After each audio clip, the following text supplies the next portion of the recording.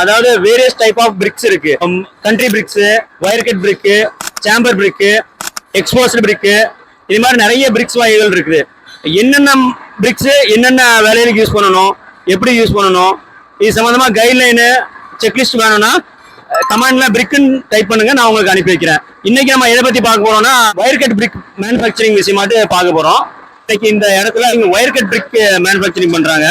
பிரிக்குக்கான raw materials எல்லாம் அந்த belt conveyor மூலமா அந்த மிஷினுக்குள்ள வருது. அந்த மிஷினுக்குள்ள வந்துட்டு ஃபுல்லா ப்ரெஸ் ஆகி ஆட்டோமேட்டிக்காவே பிரிக் கட் ஆகி அந்த பிரிக்கை வந்து எடுத்துட்டு மேற்கு வந்து அதை கொண்டு போய் காய வச்சிடுறாங்க. நம்ம அதை இப்போ போய் பார்ப்போம்.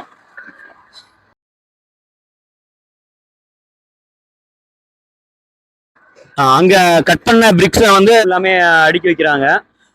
இங்க வந்து கிட்டத்தட்ட ஒரு 3 நாளா வந்து காயும். இந்த 3 நாளைக்கு அப்புறம் வந்து ஃபுல்லாமே ஃபர்னஸ்ல கொண்டு போயிட்டு ஃபுல்லா சூளையில வச்சு எடுத்து அப்புறம் தான் சப்ளைக்கு போகுது. செங்கலை கட் பண்ணிட்டு உள்ள ஒரு 3 டேஸ், வெளியே ஒரு 3 டேஸ் வச்சதுக்கு அப்புறம் செங்கச்சூளையில ஒரு 4 to 5 டேஸ் வைப்பாங்க.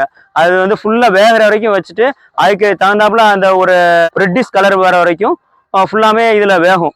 அதுக்கப்புறம் எடுத்து சப்ளை தான். இந்த உலையில இருந்து வர பிரிக்ஸ் வந்து ஃபைனலா இந்த மாதிரி கலர்ல தான் இருக்கும். இதுதான் குட் குவாலிட்டி பிரிக்ஸ். இந்த இதுல இது மாதிரி டயகனலா இருக்குல்ல, இதுதான் ஒயர் கட்ஸ்.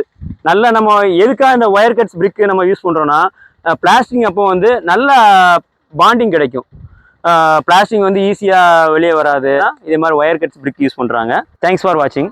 உங்களுக்கு இதே மாதிரி ஏதாவது பிரிக் சம்பந்தமாவோ இல்லை ஏதாவது சிவில் மெட்டீரியல்ஸ் சம்மந்தமாக ஏதாவது உங்களுக்கு டவுட்ஸ் இருந்துச்சுன்னா கால் பண்ணுங்க. குவாலிட்டியான பிரிக்ஸ் வேணும் அப்படின்னாச்சுன்னா கான்டாக்ட் பண்ணுங்க. நான் அதுக்குள்ள ரெஃபரன்ஸ் நம்பர் கொடுக்குறேன். தேங்க்யூ.